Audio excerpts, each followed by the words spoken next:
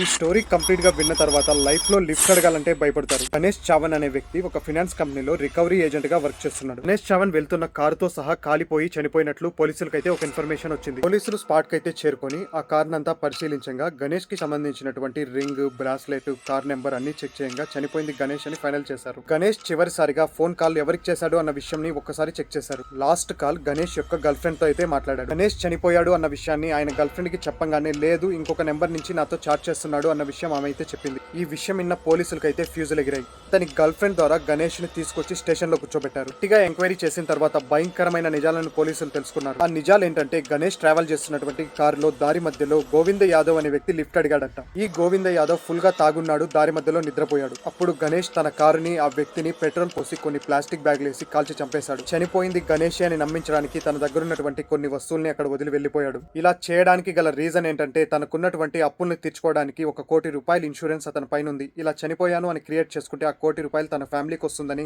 అన్ని అప్పుల నుండి బయటపడి హ్యాపీగా ఉండొచ్చు అని ఈ విధంగా చేశాడంట. ఇన్సిడెంట్ December 14, 2025 ఈ ఇయరే జరిగింది. ఈ ఎంటైర్ స్టోరీలో గణేష్ దొరికిపోవడానికి గల రీజన్ ఏందో ఒక్కసారి కామెంట్ అయితే చేయండి.